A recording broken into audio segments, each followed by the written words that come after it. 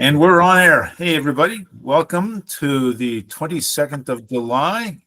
This is Dallas Personal Robotics Group, and we are having the usual Tuesday night online gathering. And for those of you watching on the movie version of this, you can find our club at DPRG.org. And every Tuesday night, join us by this link. And every fourth Saturday of the month, we usually do something which is, by the way, coming up this coming Saturday. So today's the 22nd. And whatever this coming Saturday is, we will meet in the Dallas Makerspace for a show and tell. And if you have any questions about that, just do we have a thing on here? No, we don't. So if you have any questions, I guess maybe send an email to DPRG.org, president at DPRG.org, I think, or something like that.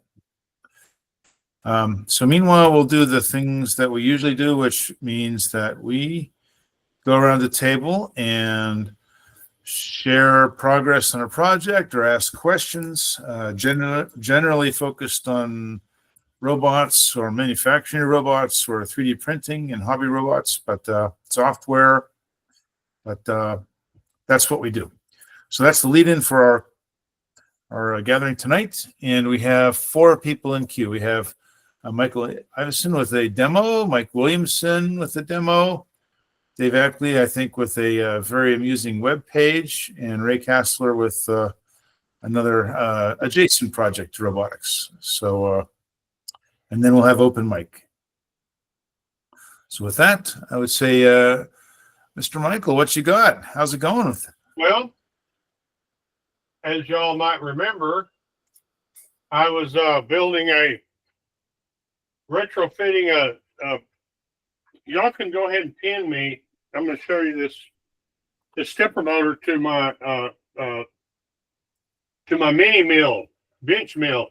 And I struggled with, I was wanting to get a readout, and I never did pursue that code because I got other things that I had to move on to because, sure, you know, I've got all kinds of hobbies I got to get done before I, leave this world. So no problem.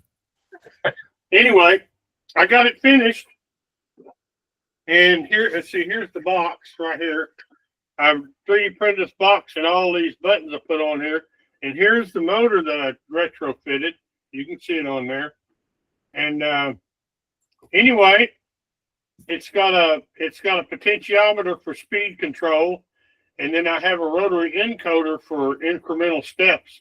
And I never did get the LCD on here. But I just never did make. One reason is I have a digital readout right up here. If you see it up there, it's an aftermarket that I mounted right here, and it reads out here. It's on a little magnetic and everything. Plug and play. So, plug and play. Plug and play. It was already on there, but I just wanted to try to get one on this pop. So anyway, you push, this is just a jog button. You push it, and you see it going there, one direction. Yeah. It'll go the other direction. Sounds pretty good that way. These buttons here, you press and release. And then you push the stop button. But you can slow it down. It's a little noisy, but it works. I can make it creep. Dial that sucker right in. Yeah, you can dial it right in. And then I have a function in the code there that you push this button here for the rotary encoder, and it will see the handle over there turning over here. Oh, yeah. And I can do it one increment at a time. So anyway, I got that done. But what's funny about this, I was gonna add this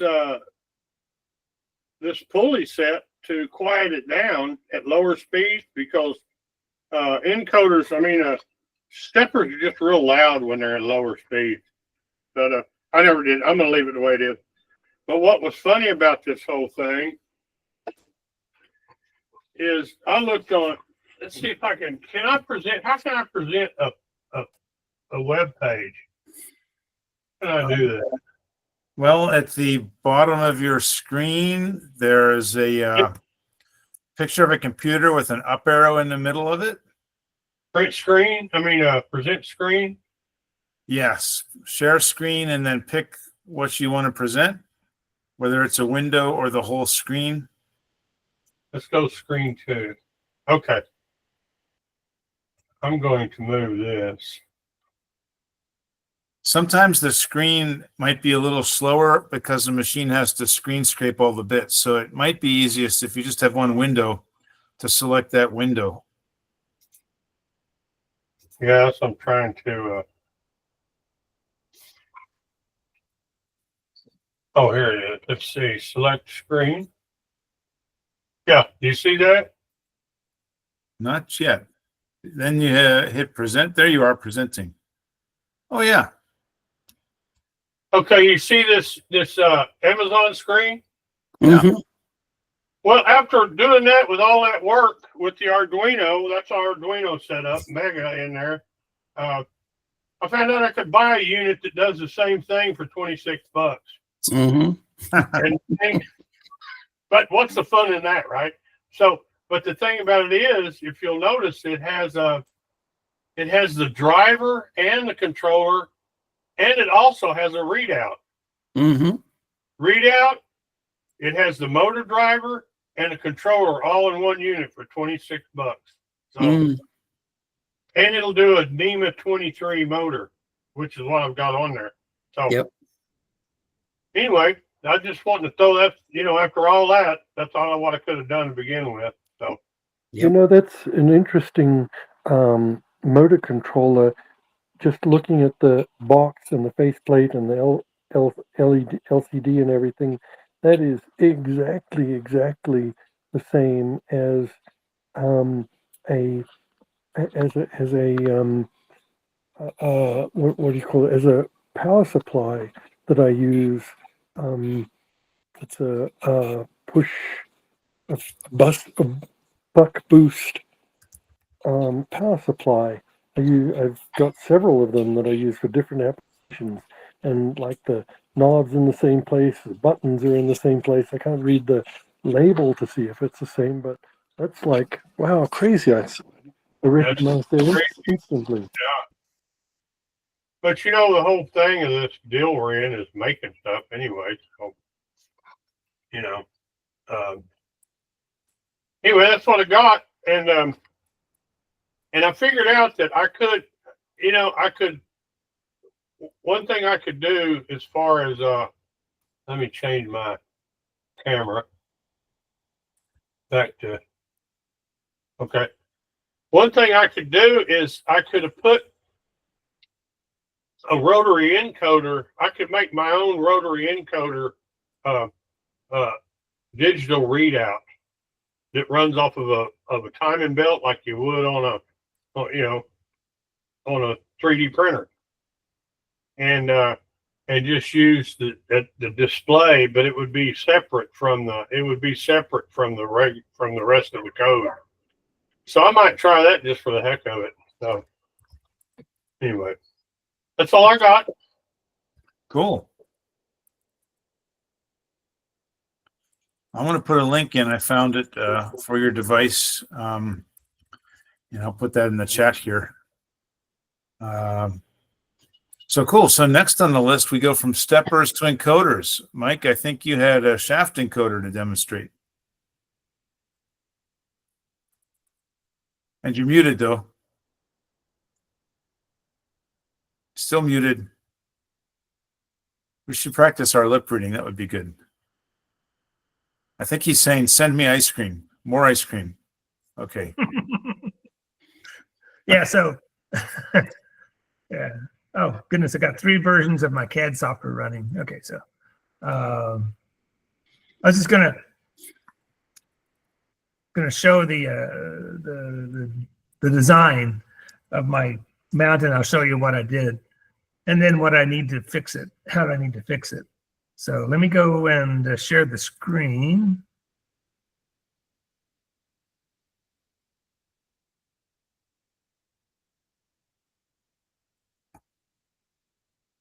So this is the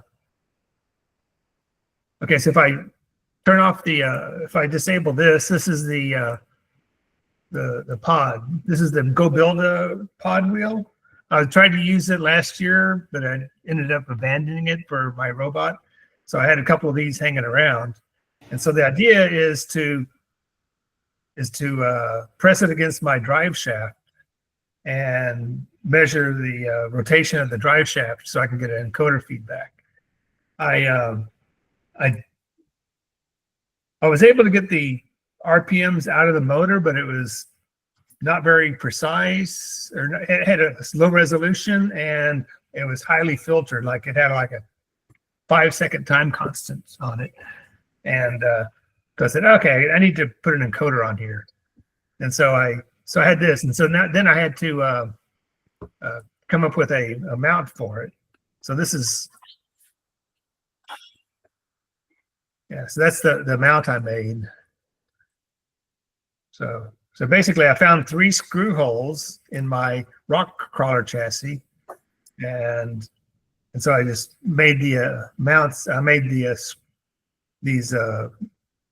little arms reach out to those screw holes, and the trick is to get it precisely aligned with, without any CAD documents or to where the drive shaft is in relation to all the screw holes. So this is the CAD design. Before I move on from that, any questions about it? No, but I want to give a shout out to FreeCAD because that's my go-to CAD software. Okay. Anyway, Yeah. I'm So kind this of is kind of a FreeCAD evangelist, but anyway. so this is this. I can go a little more in here. This is the spring, and you pull on it, and it will. And the right here is the pivot point for the wheel. So you pull on this, and then it presses this wheel against the drive shaft.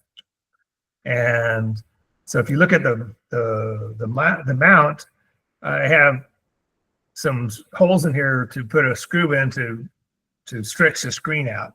I think I have it right here. I think I'm going to move it over to here just to give it the maximum amount of pressure. I don't think it's slipping, but it might be. And so you can see here that's the uncompressed link, and then you pull it out here, and it not compression, but this is the without extension. So you can pull it up here and get a lot of tension on it. So that's that. Then okay, I'm going to shut this down. What's the diameter of your wheel? Just to scale things? Or how big is it? 43 millimeters. All right. Yeah. And so it's big. Go Build has a much smaller wheel now. I wish I had them, but this one barely squeezed into my space. Had a few millimeters here and there. Yeah. To get it on the battery and to squeeze into a space where I could attach it to a portion of a coupler on the drive shaft that doesn't move. That's important. It has to be stable. So, and then these, like I said, build a unit's pretty big, isn't it? Like several inches, maybe 4 or 5 inches. It's big. Yeah, and it's also a what do you call it? Omni wheel, which means it's bumpy. Yeah. And so there was some feedback that said, "Oh, you're going to get some bumpy readings," and yep, I'm getting bumpy readings. So, but it should give me a good long average of sorts. It should give me a good feedback if it doesn't slip, and I don't think it's going to slip unless I run into some mud and it makes the drive shaft greasy or something. So let me see, where do I go back to here and stop presenting? Or like the mechanical mice of 40 years ago when they get dusty. Yeah. So my first thing I did is trying to figure out where the screw holes are. So this is I made a flimsy little thing that could print out relatively quickly. And so I could say, okay, this screw goes here, and this screw goes here, and this screw goes here. And then I I made the pod mount like this, and said, okay, this is the right dimensions for the pod mount, and then I said, okay, I got that, and then I added this, but with a lot more heft to get it secured to the frame, and printed it out. So through all this, I made one attempt, and it fit, but it's off by a few millimeters here and there. It's not aligned in the center of the drive in the coupler, because the coupler is only about 20 millimeters wide, and I'm off center. I didn't eyeball that properly with my ruler and stuff. and so now I'm going to unplug and go to the actual machine over here. You might want to pin and see if I can show it here. Oh. Okay, so this is the if I look at the top view here. Oops, what did I do? Okay. Not very. This is the horrible thing to do. Oh, It's like Blair Witch video. okay. So you can see the. See if I can hold on to the computer without pushing buttons accidentally. And so this is the motor here. And I'll turn on a light to try to get some light on the subject. And then this is the it's down in here. If you can see where my finger is. I have a hard time seeing where I'm pointing and stuff like that. But it's way down in that hole there. So it's, I'm just going to guess I'm pointing it properly. So you can see that on the top here, it's mounted to the 3 positions, and then this is the wire right here going over to the controller box. So it's all quite functional. It looks like it just barely, does it just barely fit between the motor and the gearbox? Yeah. You can sort of see it there. I got a picture on Discord. Let me go back on here and pull up Discord. So you didn't have access to the motor shaft or something to stick like one of these little, I just have the magnets left in the package, but one of those 20 count shaft encoder or magnetic encoders from Blue. Yeah, there is nothing. There's no end of a shaft to put anything on. Oh, There's no exposed end of the shaft. There's only the shaft. yeah. So you're using a roller. You're using a roller, friction drive the roller for your Right. Yeah. So that's what I'm doing. Okay. Yeah, it's trying to get Discord up. It's being slow here. Come on, Discord. But that's what I've been working on. Discord still isn't coming up for some reason. It probably has about 1,000 of these. Is that's like a 3-phase brushless motor, right? Yeah, it's a brushless motor with the feet with the sensors, and so. Oh, so does it have the phase Hall effects? I don't know what's inside the motor, but I was able to access the telemetry from the motor, and it gave me the RPM number. And so I printed out the RPM number, and it was like in resolution of like 10 RPMs, and then maybe it'd come out a couple times a second. And then when I turn the motor on and off, it would have a real slow time constant. So it's like, oh, okay. I really want So it's got a processor in it, and it's collecting telemetry data and all that stuff. And yeah, I'm sure it uses its sensors to run the motor to speed control. Yeah. and make it reliable so that, you know, it always goes at the same velocity according to this trigger. Yeah. And so I have the Arduino code, so I can type in the speed and everything else. And I was doing that today and looking at the encoder output, and the encoder output was a little noisy because of the bumps on the Omni wheels. And then when I looked really close, the Omni wheel, I was way far off. One of the Omni wheels, the Omni wheels have two roller sections, right, that are offset a little bit. And one of the roller sections was slightly on the edge of the coupler, so it was half of it was hanging off. So it's like, oh, that's why it's probably, well, that's one reason why it's so bad. So I got to shift it over, you know, like 5 millimeters to try to get centered into onto the coupler. Just a smidge. Yeah, and then also I need to shift the little bolt holes around by 1 or 2 millimeters just to get them to line up perfectly, so that it doesn't have tension on the 3D printed part. I haven't. Maybe I missed it, but have you hooked up that encoder to read it yet? Oh yeah, you have, haven't you? You can read the encoder now. Has your motor working? Huh? So it's working. The encoder's working right now. You. Oh yeah. I was able to get the encoder values out and print them out and look at them and go, Yeah, you said they were kind of bumpy, didn't you? It's you know, the wheels are bumpy and the encoder values are bumpy. Like when I was I was running at a 100 hertz rate, but then I changed it to a 10 hertz rate, and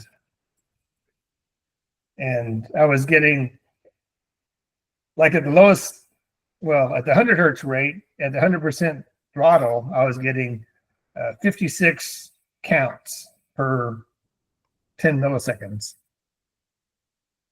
But it was like 40 to 56. It was just like randomly jumping around numbers like that. And so it's like, I need to work on that. I was going to show you the schematic. Let's see. Nope, no, not that one. Where's the? Oh, here it is. Right. So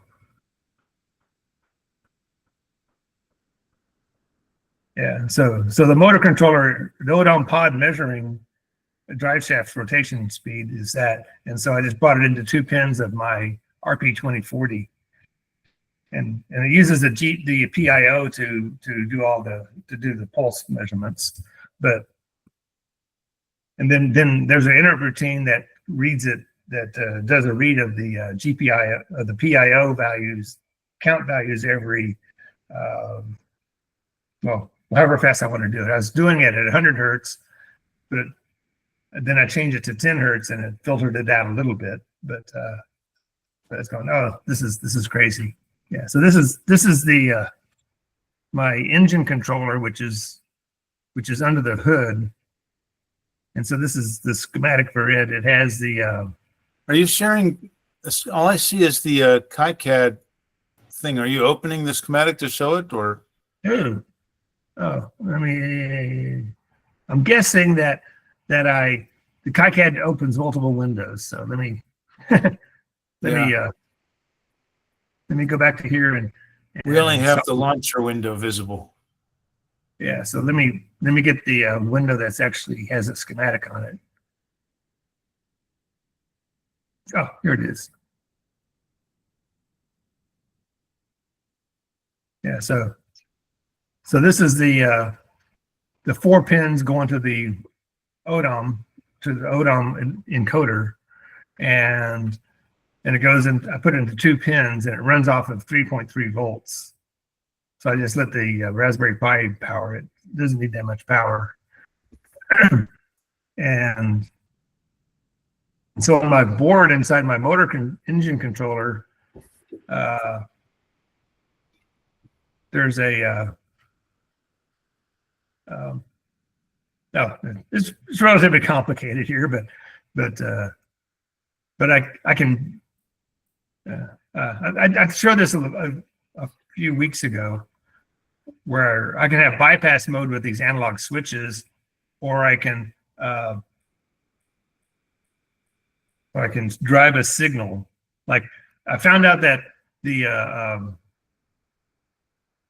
Spectrum telemetry uses the throttle signal, like the one wire throttle signal, and with UART, with a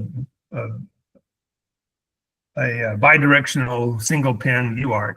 And so, you're receiving, and then when you want to transmit, you got to transmit on the same wire. And so I'm using the two UARTs inside the RP2040, and using some of the analog switches to be able to, and I use these transistors here to level convert it, because this runs at 6 volts, which is the electronic control signal that runs all of the peripherals of the rock crawler. And so I said, okay, and then I needed to run the analog switch at 6 volts. So I used transistors to do a level conversion. So that's my project I'm working on. And I thought I had it closed up, but I keep opening it up. But just for fun, I was going to try to show it again, that this is this right here is the motor controller here inside that sealed box under the hood. Let's see, do you see it here? Yeah. Yeah.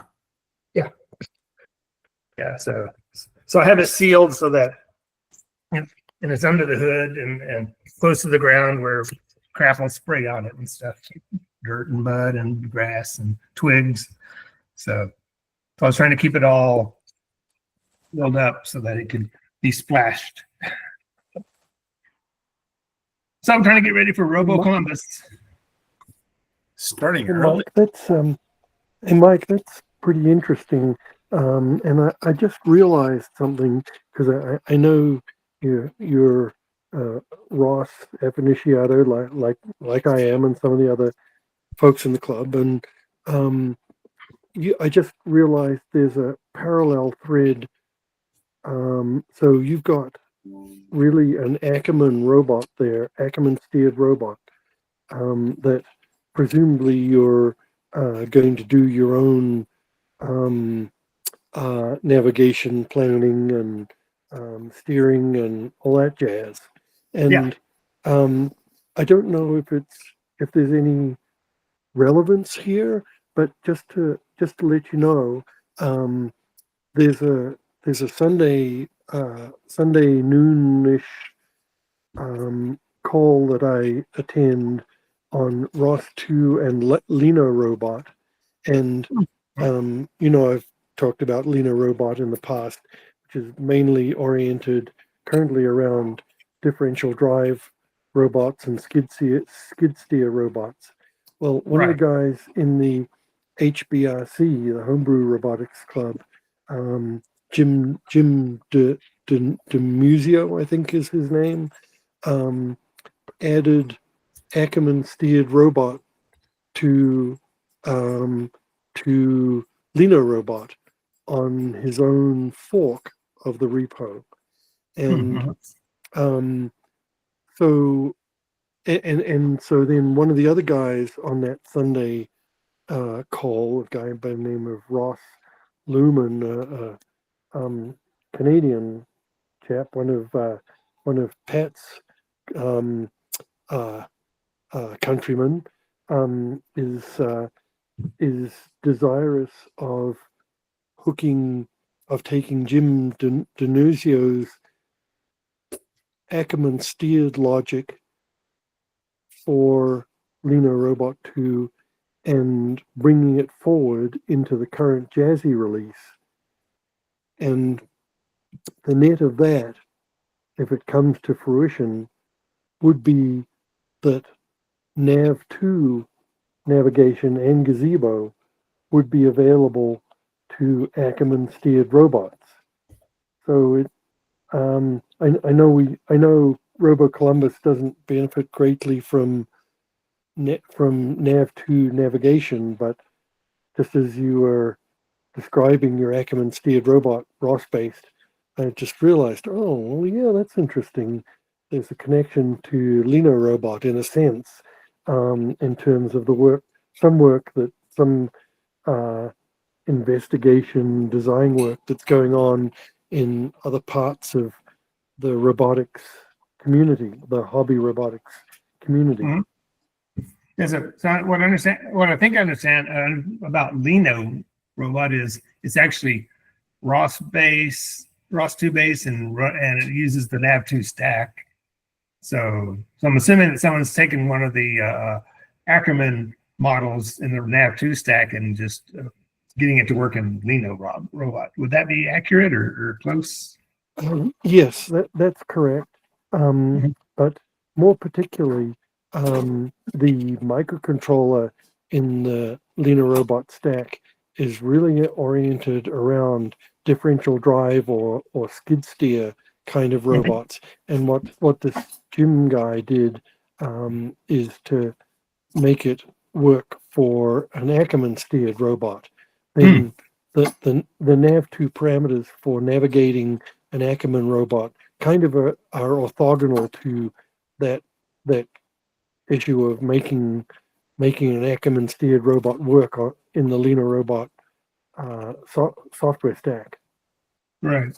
Because about ROS too, the command out of the navigation stack is forward velocity and angular velocity, and so the mathematic conversion is converting that to steering and Correct. converting the angular velocity into the steer angle. So I know that's one thing that I have to work on, and I was hoping I could use AI to do it, but maybe I can delve into the Lino robot code and try to pull out the gem. Yeah.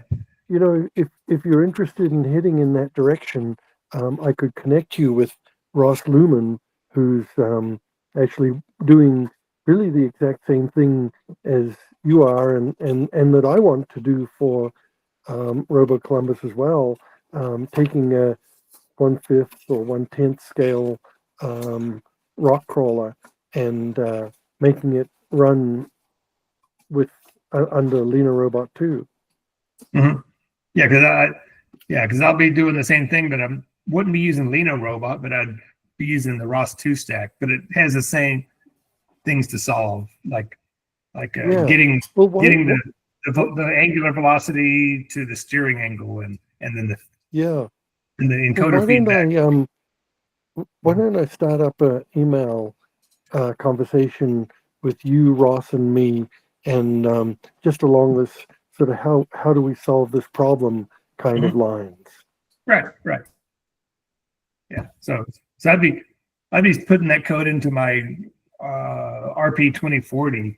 I'd send the RP 2040 that's the typical angular and linear velocity, and let it do the couple lines of math to solve that equation. Yeah. Do that transformation. Right. Yeah. Right. And what Lino Robot 2 brings to the party is it's running MicroROS down on the Pico, and the Pico is now supported. Right. Yeah. Yeah. And Pico is now. Yeah. So you know, if you don't ever intend to.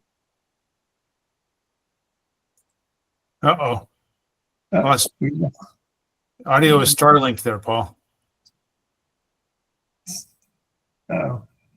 Starlink dropped out. It's Starlink. Command valve. Thinking bad thoughts. Okay.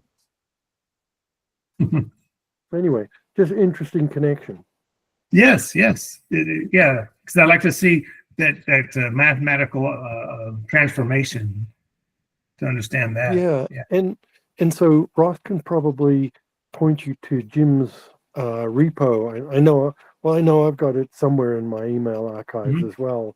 What he did inside of Leaner Robot 2, but it would be taking command val and in the microcontroller code and converting it in a modified version of the kinematics module into Right.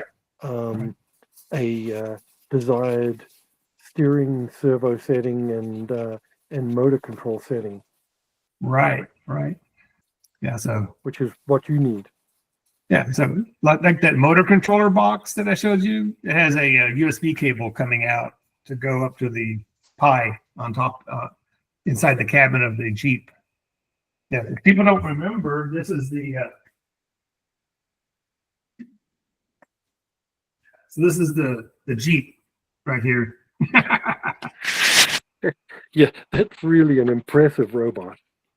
So it has a lot of space in there for sensors, and then I'll be putting the LiDAR on top, so it looked like a Wemo.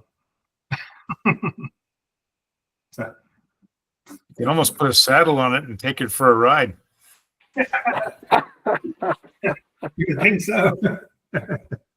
Pretty close. I mean, they do it with live steam locomotives, right? That's about the same size.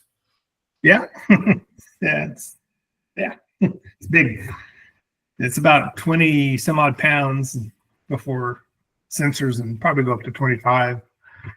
So with the battery and the air motor, and so you got to really hard. It's like grab the two bumpers and it's the handles to lift it. So yeah, that's all I have. Hopefully next week I'll have a good encoder, and then I guess I'll try. I'll be working on converting like the velocity commands to the Ackermann steering commands. So it's going to be in the next week or so. I'm going to try to get that motor controller code running with that conversion factor in it. Like right now, my Raspberry Pi. I've actually I put the desktop version of Ubuntu on it, and I can VNC into it, and I can run Arduino on it, and in system configure the controller, the RP2040, down in the engine controller box without removing wires and cables. So it's a fun experiment. Hopefully I can get something decent running for the show, for the competition. Hey, Mike, what's the scale of that truck? Do you remember? 1/6. 1/6. Okay. Yeah. So I'll hold this up again. Try to figure out a way to get it. I'll hold it up like this. Yeah. Yeah. So it's a good size. yeah. And then underneath of it, I have a wooden platform that I secured to the thing where I'll put all the sensors mounted on it, and the Pi and all the electronics inside of the cabin. So I can take this wooden panel off and then mount everything and screw it back on, and then the cover goes on and off, for servicing the battery and Mechanics. cleaning the inside out. Yeah. Clean.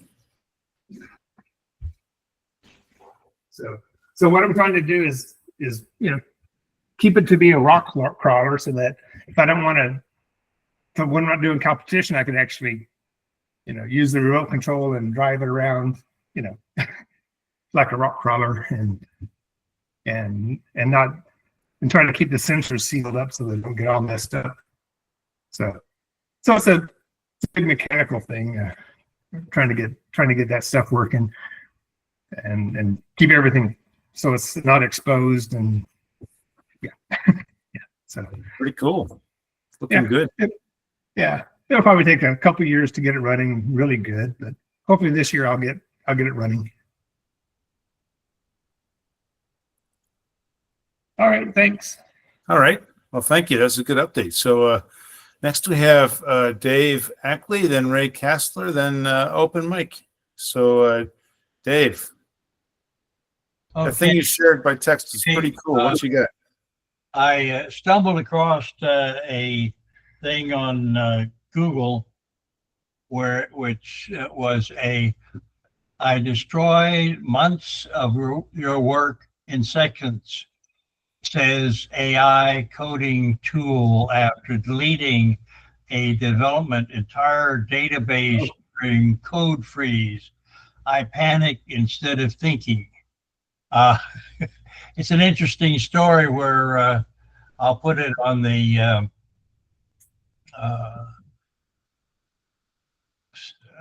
In the chat here. Oops. Come on. Okay, let's see if I can grab this. Oops. My cat is going on the. Okay, Control C. Little game of cat plus mouse. Yes. Okay, yep. Okay. There's the website. It's an interesting tale of the AI system going bonkers and destroying their entire database, all of their code, etc. And it's an interesting tale.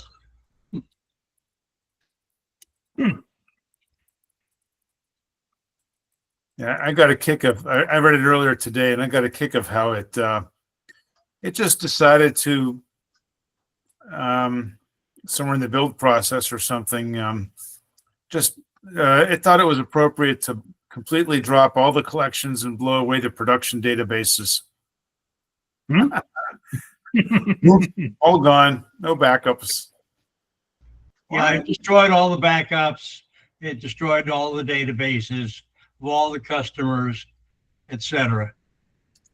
It seems like AI shouldn't be able to do that. I mean, but I guess it can, but it shouldn't do it. Well, that's sloppy usage. Yeah, That's what that is. And there's no excuse for not having backups of a critical production database. You know, that's just relying too much on the technology and not paying attention to what it's doing, and probably not even what you're asking of it. Right? It's just being foolish. And that's like, you can also have like a junior coder accidentally do that kind of thing too if you don't have the right controls set up. So this is a thing that's happened in plenty of production environments in the past, and with humans at the helm, and but in this case, it's like just you're not. It's almost like you should get a license to drive an AI. Right, because that's clearly like you're just not thinking. Yeah, you'd think it'd have a GitHub or something as a backup. How to destroy all that? Or maybe it just didn't have that. It was a fun story to read. They're vibe coding. It's a vibe coding example, right? So these are people who don't have any experience with infrastructure. Yeah, exactly. Oh, they're doging it. Okay. What is vibe coding? Can someone explain that to me? Because I didn't look it up. What does that mean? Vibe coding. It's basically when you just ask the AI to start building stuff for you, right? Your coding environment, whether whatever tools that you're using, and you basically accept everything it decides to recommend. You paste in errors and don't read the description of why it thinks it went wrong, and just accept whatever solution it's giving you and just go as fast as possible, right? And then you just iterate when it doesn't do stuff right. But you know, some people will include a little bit of PRD development in it, right? Product requirements, specifications and stuff like that. But even that varies, right? So it's just like sit down at the terminal and let it have at it, and just keep on going, right? And so people who don't have any experience coding are are getting into coding this way, and so it's interesting. But if you do it without any guardrails, then you're just you have and you just don't have the experience to know what are wise things to do and what aren't. Then you're just trusting the technology blindly, and it's just not good. So you can get pretty far with vibe coding, but the people who actually get far with vibe coding are people who are already experienced developers, right? Yeah. And so they're really taking some some measure of caution, and they can see when it's going to make mistakes and things like that. But yeah, and like I won't let so if I'm using like Claude Code, I won't give it access to the command line without confirmation by me, right? You can set it up so you just give it free access to the command line. It'll do whatever it wants to do in whatever environment you're currently have access to, and it'll do it with your permissions. Yeah, I was wondering if the Doge kids used vibe coding when they were making modifications to Social Security's COBOL base. Would not be surprised. Yeah. So the guy who coined the term vibe coding was one of the principals at OpenAI, and he described it as something as being suitable for a weekend throwaway project. But most people who advocate vibe coding have forgotten that caveat, and so it's become what Kareem said, only a something that doesn't have the weekend project throwaway aspect to it, which is like kind of scary.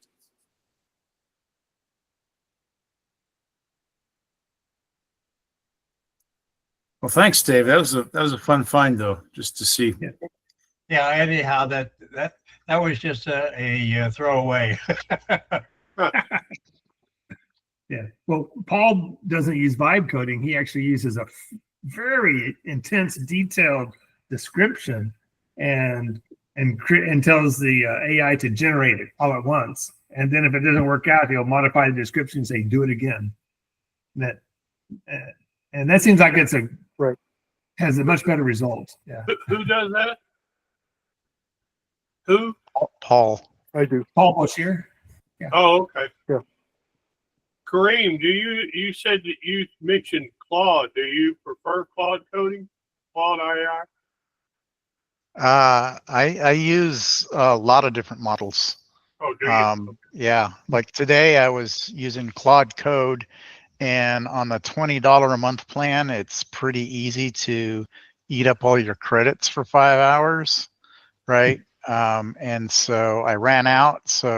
But at the same time, I'm using Windsurf, and I'm buying $15 worth of credits from them every month. But their credits are like multi-vendor, so I can point it at different different LLMs from different providers, and so I'm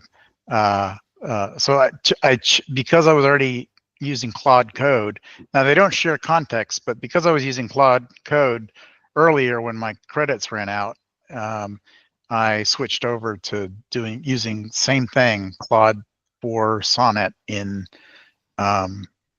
Windsurf, and so I was able to continue that way. But I also use OpenAI's models, and like O4 Mini is pretty darn good at coding. There's a lot of them that are good. So if one of them gets stumped, I can switch to another one. Yeah, exactly.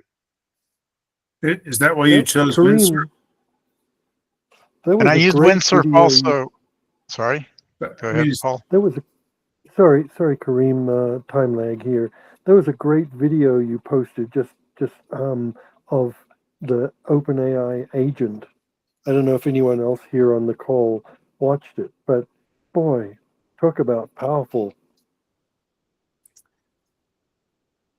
Yeah, Was that it's on, just it's sort of locked into their app and browser experience.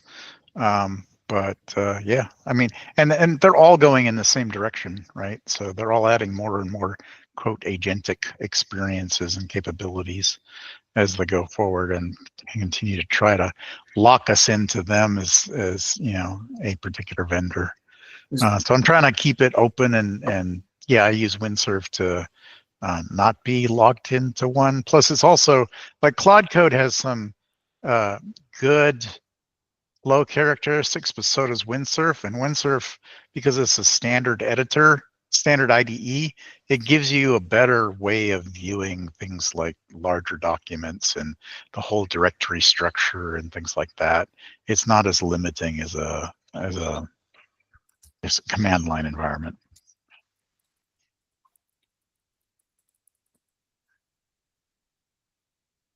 So I actually run Claude Code on the robot while I use Windsurf remotely on my desktop, but with remote extensions, so it's also running on the robot, but it's on my bigger desktop system.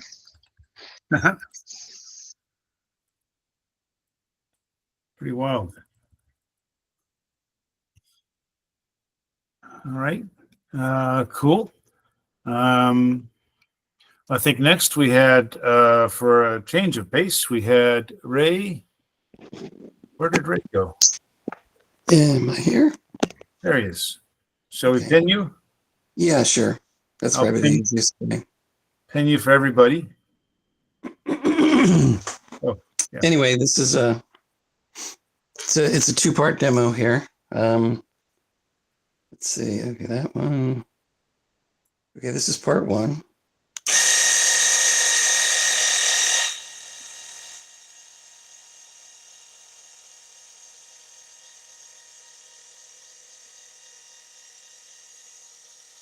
So this is the door opening or closing? Let me think here. It's okay. That is closing. When the rod extends, it pushes the gate shut, and then when you this is part two now of the demonstration here. Oops, got to hit the right button. Uh-oh. Ah! It froze. Shit. Sorry, that didn't mean to say that. Ah. Yeah, this is kind of a jury setup here. I had basically I took a piece of plastic tubing and put two Hall effect sensors like that you stick on the back of a motor on it. I've ordered some, but I don't have them in yet. So, and the magnet that I used it's got a weird polarization. It's not, front side, back side. It's more like left side, right side. And it's for those encoders that you can put on the back of three-phase motors. Let me try something here real quick.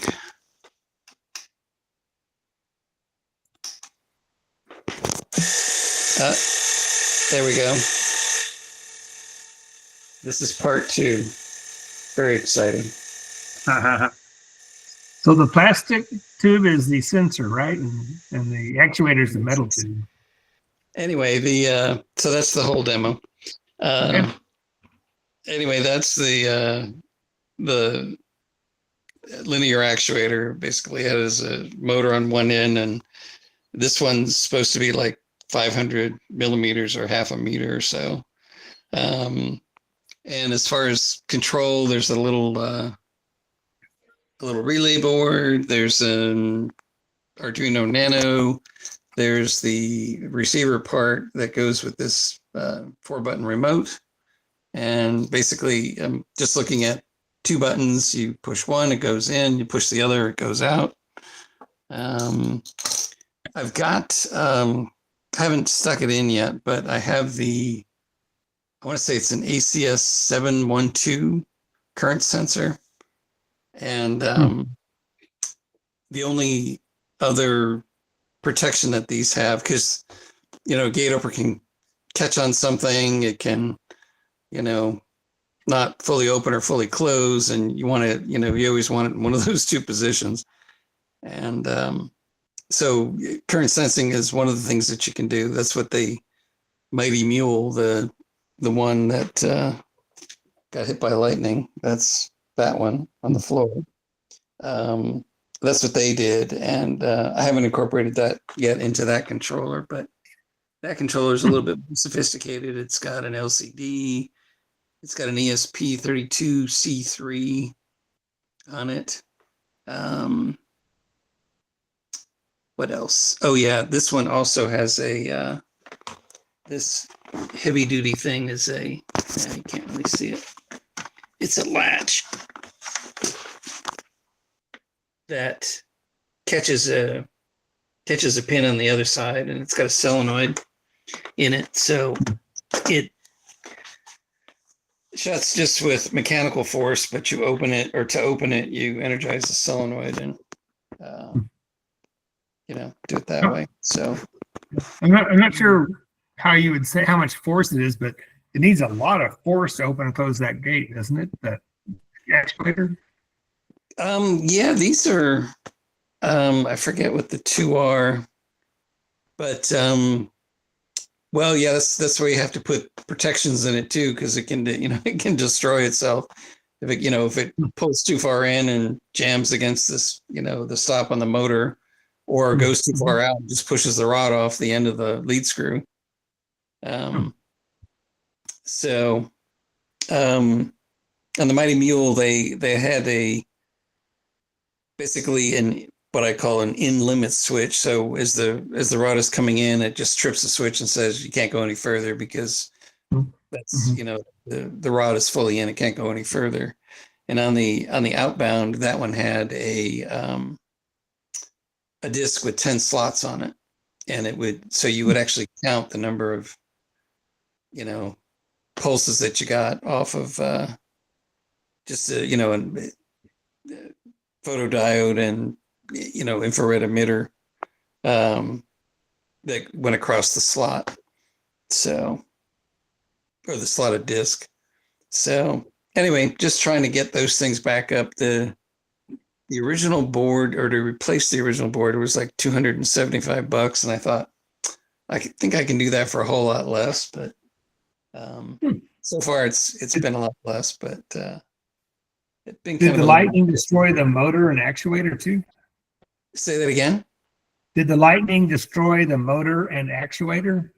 No, that seemed okay. It definitely destroyed the control board, though. I was running it. You could plug it into basically a transformer. Would output like 20 volts AC.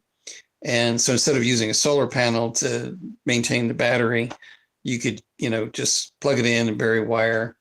And it had a primary side fuse. I mean, the output is only rated for like 2.2 amps. And it had a 1 amp fuse on the primary side, and it blew that. So there must have been, all kinds of current going through it. But it didn't,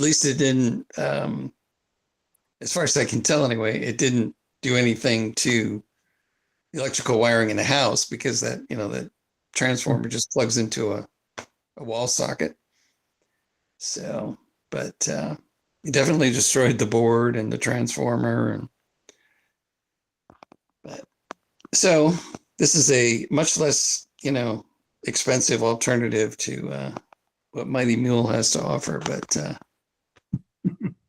anyway, that's my demo. Ed's asked, Ray, can you show the connector on your actuator? It's just into the this relay board. It's two of the wires there. They're like terminal. Oops, I guess I got the camera pointing the wrong way. Okay, yeah. There's the two wires in here in the center of each of those 3 connection headers. And so, yeah, the wire gauge isn't very heavy. It's heavier on the Mighty Mule, but not by much. So, if I had to guess,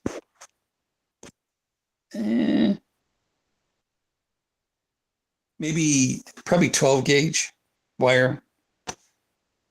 So, and the Mighty Mule is actually fused for 15 amps. So, on the control box, on the 12 volts that was actually applied to the motor. But anyway, that's what I've been occupying my time with. You know, you can get those actuators with built-in linear pots for limit switch and just detecting where you are in the stroke. And they don't cost that much more. I think it's better with the disc because they're in some pretty wide extremes, and it doesn't have to be very far off. Like it could be a foot off, and I could have an issue with a cow getting in the gate, just kind of pushing its head through and pushing the gate out of the way. And even with the discs, a lot of people complain that the Mighty Mules don't, open and close repeatedly to the same position. And, there's even just a small amount there's basically 2 pins that, this thing is attached to. And if you get any slop in those pins, it could be several inches, back or forth in the actual closing or opening position. Or if things get loose, like say the arm that actually holds the actuator to your fence post. So yeah, people seem to complain about that a lot, even though it has a disc. And I've used on the robot lawnmower, one of the actuators in that actually had a potentiometer in it, and that one it seemed to work pretty good. But still, I think digital control, counting pulses versus looking at the value of a potentiometer, I think would be a better scheme. So anyway, I'm curious why they don't use a sensor at the far end of the gate, because that's the most accurate point for determining when it's closed or open. So I'm thinking of a interruptible opto beam that passes over a flag at the open and closed extremes. That seems like it would be more reliable than relying on the accuracy of the actuator. Yep. Yeah. Oh, yeah. I agree. And I was surprised the latch. That's the Mighty Mule latch. But you got to run wires to the other end, and you have other connections to the other end, and have all those things at the other end that could go wrong. That's true. And yeah, this is what they got lowest common denominator working for you here, man. What I've seen it in the past is they just literally had a screw, and that screw was adjusted so that as it made the gate go forward, it also turned the screw, and it had 2 limit switches on both sides of the screw, and it just clicked them off there, so it didn't have to go the whole thing. You just adjusted the two nuts on the all thread that would hit the right thing when it came close. Right. Yeah. We had those where I worked for gates and garage doors. Our garage doors. Same sort of thing. Yep. But yeah, that's like I said, this latch is from Mighty Mule, and it doesn't have any sensor on it to indicate that you actually shut the gate or closed it and it's latched. I was thinking of adding a switch to it, but yeah, because that's the other extreme, as far as, and that's another thing, you don't want to shut the gate, excuse me, with such force that there's constant tension on the lead screw. So, you'll pretty much wear out your lead screw if that's the case. So, but so just enough force to shut it, but not so much that, it's, bending the lead screw or putting too much force on the threads of the lead screw and that kind of stuff. So, but yeah, it's been kind of fun to do. Oh, the other thing I did, I finally found a cheap one of these. It is one of those bicycle motors, at least that's what they call it. It's got like close to a 10-to-1 gear reduction on it. This one's a 350 watt. It's got a 9-pin sprocket on it. And it's kind of weird. The pricing varies all over the place for those. And you can only buy one. You can't buy two or more. So you buy one at the low price, and then they raise the price on AliExpress. And I found two companies that do that. So I bought two different, basically the same motor from two different companies for the lower price. But if I buy another one, I've either got to find somebody else that's got the low price again and ships from United States, or, pay the higher price to one of those companies. So, but anyway, I've been wanting to experiment with those. So that one's a 24-volt one and 350 watts. Anyway, that was all I had.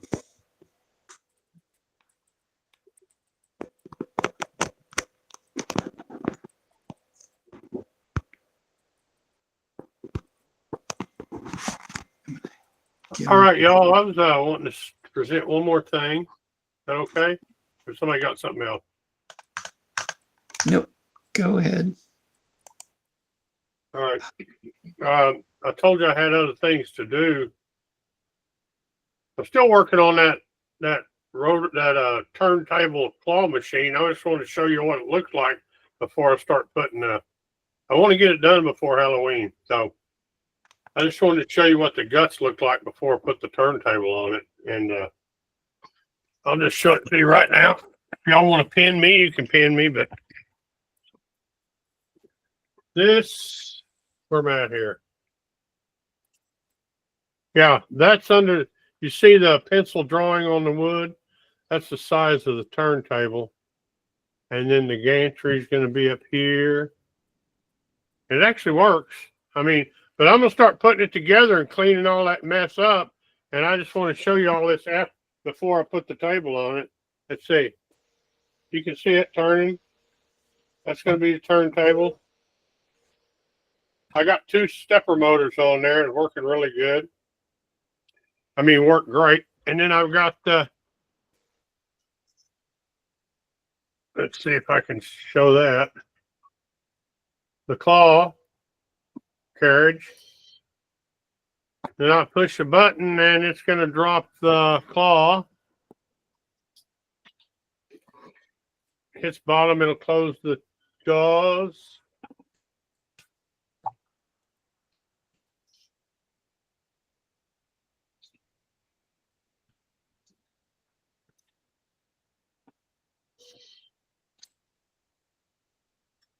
All right, so I'm going to be working on that for a while, and it's going to look different. It looks like a rat's nest now, but hopefully it's going to look real nice.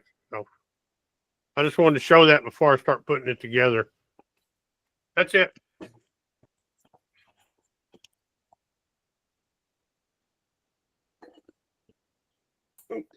What did you use for the metal rails on top?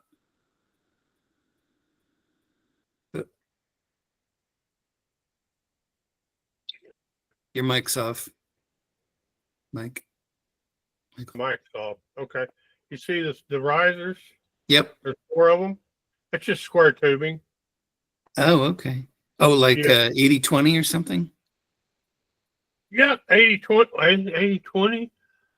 Yeah. That's one of the soft 1018.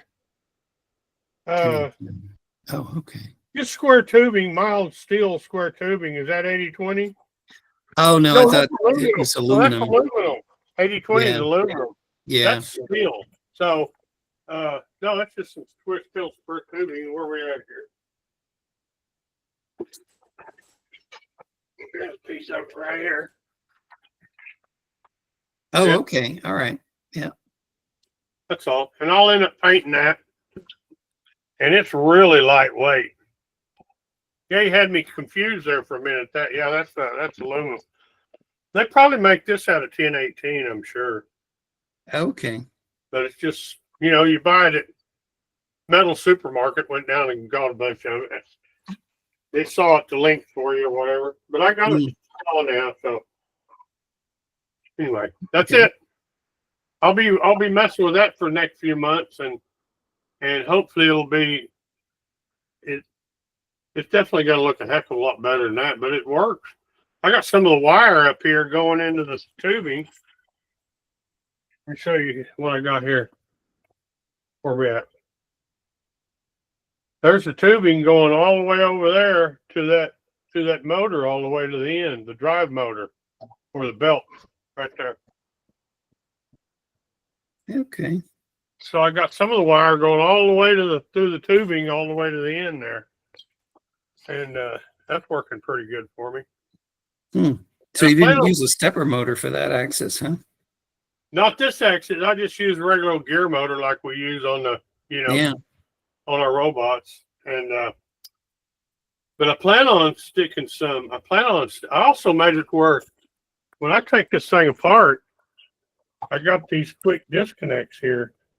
Terminal. These are so cool, man. These just unplug. Can I see where we're at here? Oh, yeah, these just unplugged. And I got them numbered so that I don't get it confused. So when I need to take this apart to transport it, I just plug them in. And that's pretty cool. I really like that. And what else was I going to say? So do you have to take the wires off to do that, or does just part of it detach from the other part or something? Well, here, yeah, let's see if I can do it while you're watching. Oh, come on, man. In other words, you don't have to take the individual wires off. You can just you just unplug them. Yeah. See that? Mm-hmm.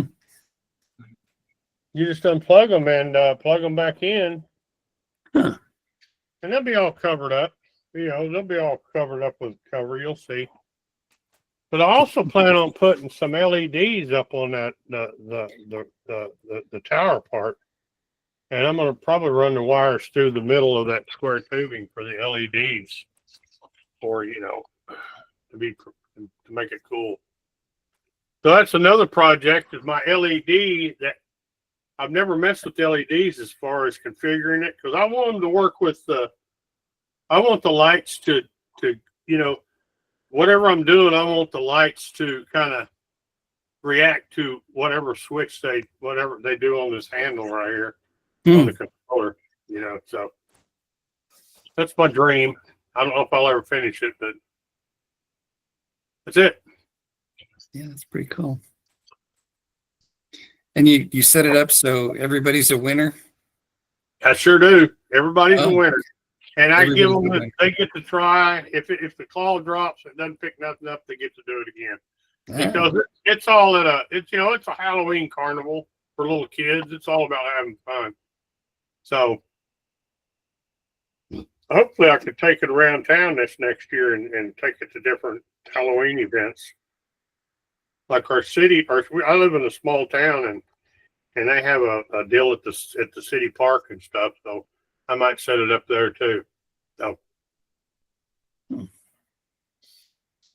yep, they're going to win.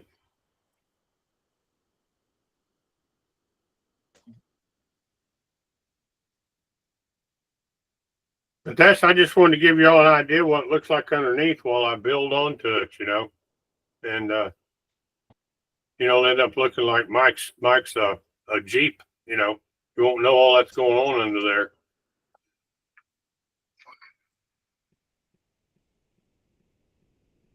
That's all I got. I was muted. All the magic under the covers. Okay. Cool. Thanks. All right. Well, does anyone else have some stuff they've been working on in the last week? Well, I was wondering, haven't been not something I've been working on, but John and Mike and Kareem were at Moonday. Just wondering how that all worked out.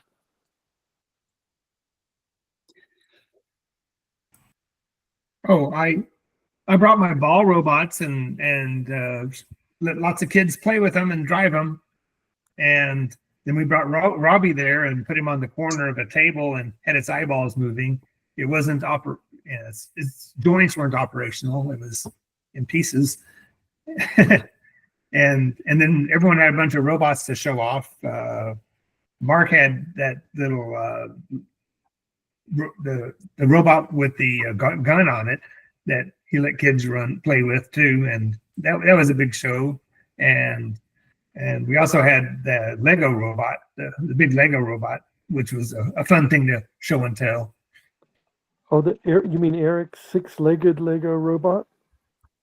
No, the one with the big square one. It's the one with the Omni wheels that slides around. With huge Omni wheels, and then John had a nice table full of robots and robot kits that were accessible. Even though the most interesting thing that they like on that table was this mirror imaging thing. And it was non-functional robot, but yeah, it was an illusion image thing. And unfortunately, I would show you on the video, but on this, but you have to be in person to be able to see, the 3D part of it. Mm-hmm. So I'm going to bring it Saturday. Yeah, the kids like that a lot. So and Trish had a table full of with a robot from her kids. She had a show and tell, so people like that. And Kareem had a huge space behind us. Yeah, and Kareem had just normal stuff, and they had the real hover air thing in that case that they would push people around along. It was a good time. Yeah. Looks like Paul's sleeping under the stars. And he's muted again. Thanks for doing that, guys. It was real social, real neat of you guys to go out and do that outreach activity. Mm-hmm. Thanks for the report. So how many people on the call are coming this Saturday? I'll come. The makerspace good? Cool. All right. Yeah. I'll probably be a little late, but I'll be there. All right. In time for pizza, I hope. Oh yeah, of course. Good deal. Yeah, so you notice that I started using KiCad for my schematics and stuff. Someday I might make a circuit board, but right now I just do one-offs, so I just use it for documentation and then hand wire them all using Perf board. So would Dave get there earlier if we had donuts? Ah. Well, it was a thought.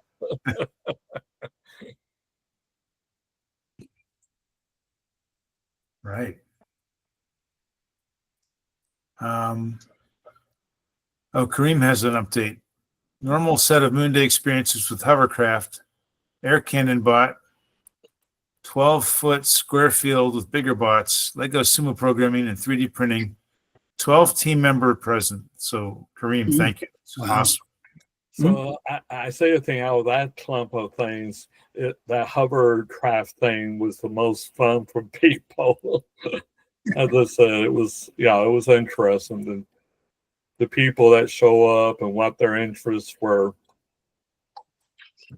was going to say, hopefully somebody took a new Moonday photo. The last one, I don't know if it was the lighting, but it definitely showed middle-age spread on just about everybody in the photo. So We probably need to contact the person that did it, because they had a person there that was snapping pictures of all the different things.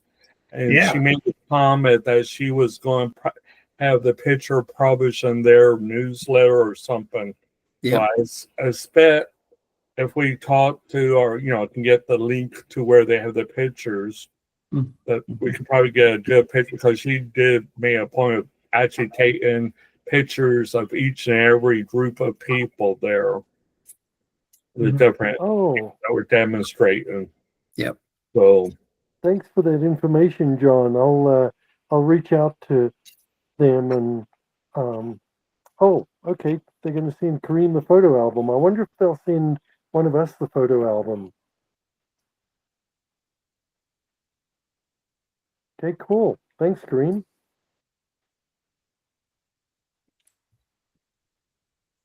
Yeah, the contact was either Mark or Eric. I'm not sure who. Or maybe even Doug.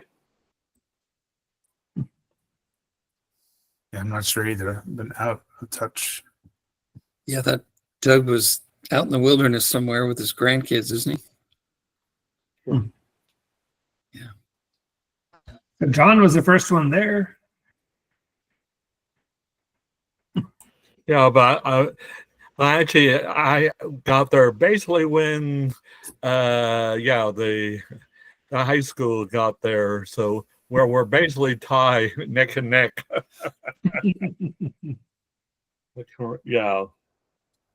So, yeah, they were basically about 2 cars down from me, and they were unloading about the time I got there. I would say they got there maybe a minute earlier. Yeah. I had a brain fart and I drove all the way to Dallas Makerspace and went, Uh-oh. uh-oh. I had to turn around. So I was like 5-10 minutes late. Yeah. You were seeing it there in time to get things set up and that. In other words, we were all, we've gotten very efficient, I guess, at setting up and tearing down or something. Because it didn't take as long to set up this year. That's okay. The last Moonday that I attended, I went down 121 to the Dallas North Tollway and got off at I think at Mockingbird. And on the Dallas North, there was like a serious backup, and it was just crawling along. And I thought, I'm going to be late. And finally got up to what was causing it. It was an old guy in a black Ferrari. He was going 50 miles an hour on the Dallas North Toll Road. It's kind of like, step on that thing, will you? Blocking the whole road. So, but old white-haired guy and cruising right along, 50 miles an hour.